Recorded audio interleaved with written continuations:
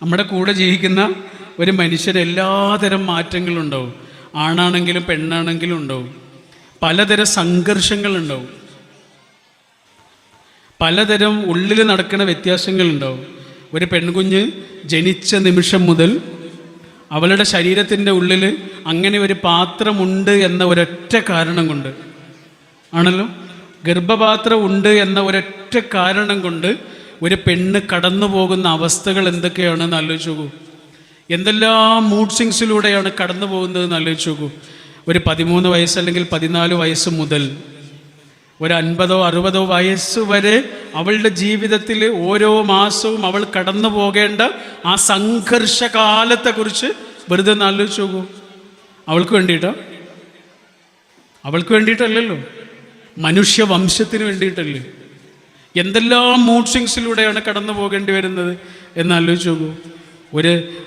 ഒരു സമയത്തോട് വന്നിട്ട് നമ്മളോട് പറയാം, എന്താണെന്നറിയില്ല, ഈ മാസം വല്ലാത്ത വേദനയും അടിവയറ്റിൽ വല്ലാത്ത വേദനയും തളർച്ചയും ഒക്കെ ഉണ്ട് എന്ന് നമ്മളോട് വന്ന് പറയണത് എന്തിനാ? വേദനയ്ക്കുള്ള മരുന്ന് വാങ്ങിക്കൊടുക്കാനാണോ? അതാണെങ്കിലും മെഡിക്കൽ ഷോപ്പിൽ എന്ന് പറഞ്ഞാൽ പോരെ. എന്തിനാ നമ്മളോട് പറഞ്ഞ? ഇന്നലെ പെരുമാറിയതുപോലെ ഇന്ന് എന്നോട് പെരുമാറില്ല കേട്ടോ. ഇന്നലെ പറഞ്ഞതുപോലത്തെ വാക്ക് എന്നോട് ഇനി പറയില്ല കേട്ടോ. അതേപോലത്തെ വാക്കുകൾ ഉപയോഗിച്ച് എന്നെ വേദനിപ്പിക്കരുത്. കാരണം ഞാൻ തളർന്നൊരു മനുഷ്യനാണിപ്പോൾ. പറയാതെ പറയാണ്, ചോദിക്കാതെ ചോദിക്കുകയാണ്. എന്ത്? കാരുണ്യം. എല്ലാ ബന്ധങ്ങളെയും ഇങ്ങനെ ഒട്ടിച്ചു നിർത്തുന്ന പശ കാരുണ്യമാണ്. ഇവിടെ ഒരുപാട് പുരുഷന്മാരിയ്ക്കുന്നുണ്ടല്ലോ, സ്റ്റേജിലും സദസ്സിലുമായിട്ട് കുറേ പുരുഷന്മാരിയ്ക്കുന്നില്ലേ? ഇവിടെ ഇരിക്കുന്ന എല്ലാ പുരുഷന്മാരുടെ അടുത്തും പോയിട്ട് വെറുതെ ഒന്ന് ചോദിച്ചു നോക്കൂ. ഈ ഇരിക്കുന്ന ആണുങ്ങളുടെ അടുത്ത് വെറുതെ ഒന്ന് ചെന്നിട്ട് ചോദിച്ചു നോക്കൂ, ഇപ്പം മനസ്സിനെ അലട്ടുന്ന പ്രശ്നം എന്താണ്? എന്തെങ്കിലും ഒരു പ്രശ്നം ഉണ്ടാവും, പരിഹരിക്കേണ്ട ഒരു പ്രശ്നം ഉണ്ടാവും. പരിഹരിക്കേണ്ട ഒരു പ്രശ്നവുമായിട്ടാണ് ഈ ഇരിക്കുന്നത്. എന്തോ ഒരു കാര്യം മനസ്സിനെ അലട്ടുന്നുണ്ട്. അതെന്താണെന്ന് വെറുതെ ഇങ്ങനെ ചെന്നിട്ട് ചോദിച്ചു നോക്കൂ. മിക്കവാറും ആളുകൾക്ക് അങ്ങനെ ഒരു പ്രശ്നം ഉണ്ടാവും. ആ പ്രശ്നം എന്താണെന്ന് ചോദിച്ചാൽ മിക്കവാറും ആ പ്രശ്നം അയാളുടേതാവില്ല, വേറെ ആർക്കെങ്കിലും ചെയ്തു കൊടുക്കേണ്ട ഒരു കാര്യമായിരിക്കും. പെങ്ങളുടേതായിരിക്കും, പെങ്ങളുടെ കുട്ടിയുടേതായിരിക്കും, അനിയൻ്റേതായിരിക്കും, അളിയൻ്റേതായിരിക്കും, അമ്മായിയുടെ കുട്ടിയുടേതായിരിക്കും അല്ലേ? ഏതൊരു മനുഷ്യനും മറ്റൊരു മനുഷ്യനിൽ നിന്ന് ഇങ്ങനെ ചോദിക്കാതെ ചോദിക്കുന്നൊരു കാര്യമുണ്ട്, പറയാതെ പറയുന്നൊരു കാര്യമുണ്ട്. അതെന്താണ്? എന്നോട് കുറച്ച് കാരുണ്യം കാണിക്കണമേ എന്നാണ്. ആ കാരുണ്യം ഒരാളുടെ ഉള്ളിൽ ഉണ്ടാകുമ്പോഴാണ് അയാൾക്ക് മനുഷ്യർക്ക് മാപ്പ് കൊടുക്കാൻ കഴിയുക. മിക്കവാറും നമ്മുടെ ജീവിതത്തിലൊരു സങ്കടം നമുക്ക് തന്നിട്ടുണ്ടാവുക നമ്മുടെ കുടുംബത്തിൽപ്പെട്ട ഏതെങ്കിലും ഒരാൾ തന്നെ ആയിരിക്കും. മിക്കവാറും ആളുകൾക്ക് അങ്ങനെ തന്നെ. കാരണം നമ്മൾ അത്രയും അടുത്ത് പരിചയപ്പെടുകയും അടുത്ത് ഇടപെടുകയും ചെയ്യുന്നത് കുടുംബത്തിലുള്ള ആളുകളൊക്കെ ആയിട്ടായിരിക്കുമല്ലോ. അപ്പം ഉണ്ടാവുന്ന ചില പ്രയാസങ്ങളുണ്ടാവും, സ്വാഭാവികമായിട്ടുണ്ടാവും. നമ്മൾ യൂസുഫ് നബിയുടെ ചരിത്രം പഠിച്ചിട്ടില്ലേ? യൂസുഫ് നബിയുടെ ജീവിതത്തിൽ ഏറ്റവും വലിയ ബുദ്ധിമുട്ടുണ്ടാക്കിയത് ആരായിരുന്നു? അദ്ദേഹത്തിൻ്റെ കുടുംബത്തിലുള്ള ജ്യേഷ്ഠന്മാരാണ്, ആണല്ലോ. ഇക്കാക്കാരാണ് ആ ചെറിയ മോനോടുള്ള അസൂയ കാരണം കിണറ്റിൽ കൊണ്ടുപോയിട്ട്, ആരും ഉപയോഗിക്കാത്തൊരു പൊട്ടക്കിണറ്റിൽ കൊണ്ടുപോയി ആ കുട്ടിയെ വലിച്ചെറിഞ്ഞു. എന്തിനാ വലിച്ചെറിഞ്ഞ്? ആരെങ്കിലും വന്ന് രക്ഷപ്പെടുത്തുമെന്ന് വിചാരിച്ചിട്ടാ? കൊല്ലാൻ വേണ്ടിയാണ്. പക്ഷെ പടച്ചോൻ രക്ഷിച്ചു അല്ലേ? പൊട്ടക്കിണറ്റിൽ കൊണ്ടുപോയി എറിഞ്ഞ മനുഷ്യനെ ഈജിപ്തിലെ കൊട്ടാരത്തിലെ മന്ത്രിയാക്കി പടച്ചോൻ. ഇതാണ് പടച്ചോൻ്റെ പ്ലാന്. യൂസുഫ് നബി ജനിച്ചത് എവിടെയാ? മലഞ്ചെരുവിലെ ഒരു ചെറിയ വീട്ടിലാണ്. മലഞ്ചെരുവിലെ ഒരു ചെറിയ കുടിലിൽ ജീവിച്ച യൂസുഫ് നബിയെ പടച്ചോൻ എവിടെ എത്തിച്ചു? ഈജിപ്തിലെ കൊട്ടാരത്തിൽ എത്തിച്ചു. ഈജിപ്തിലെ കൊട്ടാരത്തിൽ ജീവിച്ച ഒരാളുണ്ട്, അതാരാന്നറിയോ? മൂസാ നബിയാ. ആ മൂസാ നബിയെ എവിടെ എത്തിച്ചു? മലഞ്ചെരുവിലെ വേറൊരു കുടിലിൽ എത്തിച്ചു. നിങ്ങൾ ആലോചിച്ച് നോക്കിയിട്ടുണ്ടത്? മലഞ്ചെരുവിലെ ചെറിയ കുടിലിൽ ജനിച്ച് ജീവിച്ച യൂസുഫ് നബി എവിടെ എത്തി? ഈജിപ്തിലെ കൊട്ടാരത്തിലെ ധനകാര്യ മന്ത്രിയെ.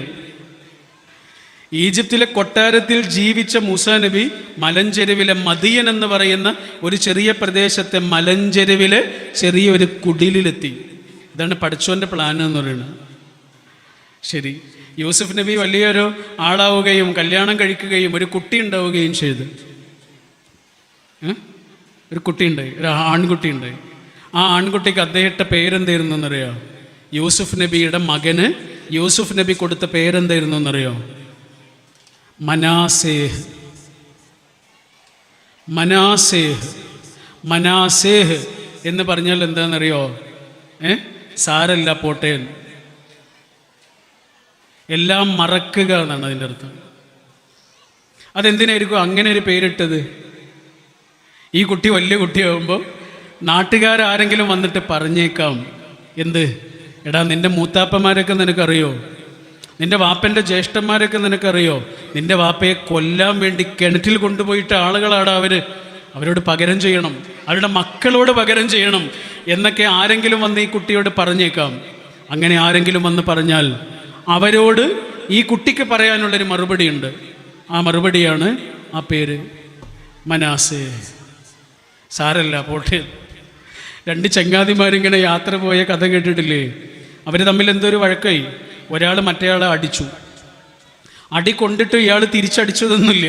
ഇയാൾ താഴെ ഇരുന്ന് മണലിൽ ഇങ്ങനെ എഴുതി വെച്ചു. മണലിൽ എഴുതി വെച്ചു, എന്ത്, ഇവിടെ വെച്ച് എൻ്റെ ചങ്ങാതി എന്നെ അടിച്ചു. പിന്നെയും അവർ യാത്ര പോവുക. പിറ്റേ ദിവസം ആ അടി കൊണ്ട ആളില്ലേ, അയാളൊരു ഒഴുക്കിൽപ്പെട്ടു, പുഴയിലോ മറ്റോ ഒഴുക്കിൽപ്പെട്ടു. അയാൾ ഒഴുക്കിൽപ്പെട്ടപ്പോൾ ആ പുഴയിലേക്ക് ചാടി മറ്റേയാൾ രക്ഷിച്ചു. ഇന്നലെ അടിച്ച ആളില്ലേ, ഇന്ന് ജീവൻ രക്ഷിച്ചു. ഇയാൾ നേരെ കരയിലേക്ക് വന്ന് അയാളുടെ തോൽസഞ്ചിയിലുണ്ടായിരുന്ന കത്തിയെടുത്ത് പാറയിൽ ഇങ്ങനെ കഷ്ടപ്പെട്ട് എഴുതുകയാണ്, എന്ത്, ഇവിടെ വെച്ച് എൻ്റെ ചങ്ങാതി എൻ്റെ ജീവൻ രക്ഷിച്ചു. അപ്പം അവൻ ചോദിച്ചു, അതെന്താ അങ്ങനെ? ഇന്നലെ ഞാൻ അടിച്ച സമയത്ത് മണലിലാണല്ലോ എഴുതിയത്, ഇന്ന് ഞാൻ നിന്നെ രക്ഷപ്പെടുത്തിയപ്പോൾ നീ പാറയിലാണല്ലോ എഴുതി വെച്ചത്.